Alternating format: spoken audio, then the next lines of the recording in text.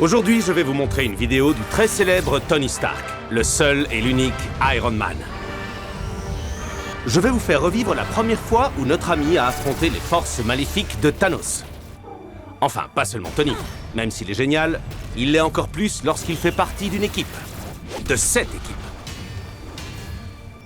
Voici l'histoire des Avengers Beyond Earth's Mightiest.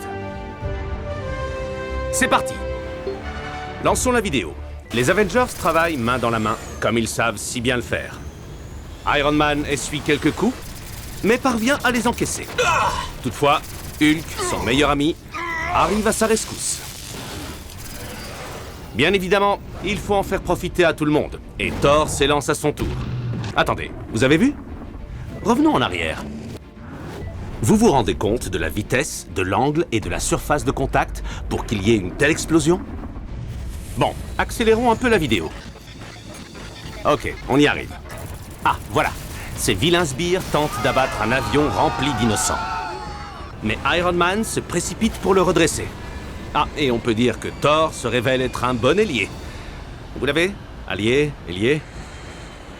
Une fois le problème réglé, il est temps de faire des recherches. Ce qui est plus drôle à faire qu'à regarder. Alors, allons un peu plus loin. Les Avengers ont retrouvé des signes de vie dans l'un des avions et ont mis la main sur l'auteur de l'attaque, qui n'était autre que le Crâne Rouge. Crâne Rouge, sauvez-moi! Il était différent de d'habitude. Il avait peur. Non pas des Avengers, mais d'un extraterrestre appelé Thanos qui allait les anéantir. À l'époque, il ne le savait pas encore. C'est à ce moment-là que ces robots bizarroïdes se sont attaqués à nos héros les plus puissants de la Terre. Leur apparence était extrêmement impressionnante. Ils ont livré un combat acharné contre les Avengers. Enfin bref, avançons rapidement cette partie. Là, c'est quand Crâne Rouge a laissé entrevoir la jolie petite pierre qu'il tentait de cacher. Est-ce que tu nous ferais des cacheteries, Crâne Rouge? Captain America l'a malencontreusement ramassée.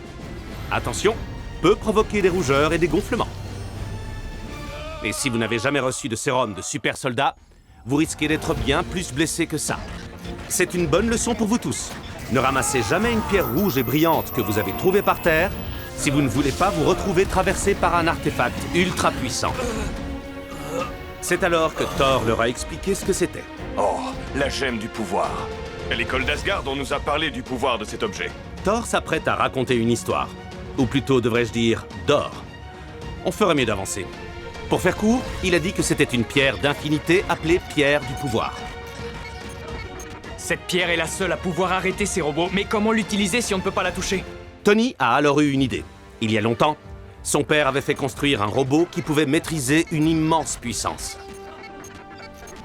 Les Avengers ont fouillé la base de données Stark et l'ont localisé dans un vieil entrepôt. Hélas, Thanos avait suivi nos héros, mais il se tenait prêt. Sans surprise, Hulk est le premier à s'élancer et à attaquer nos méchants. Ça, c'est de la riposte.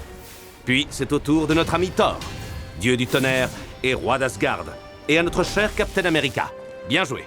Que dire de plus? Ils sont doués. Ils ont trouvé le robot, Hulk a placé la pierre dans son réceptacle, et tout est bien qui finit bien. Les Avengers ont réussi leur mission et ont vaincu l'armée extraterrestre grâce à un beau travail d'équipe. Même si, il faut bien l'avouer, Tony a fait le plus gros. C'est vrai, quoi. C'est grâce à la technologie Stark qu'ils ont réussi. Et ce, sans le moindre suspense. Oh, la façon dont nos héros ont affronté Thanos sera l'objet d'une autre histoire.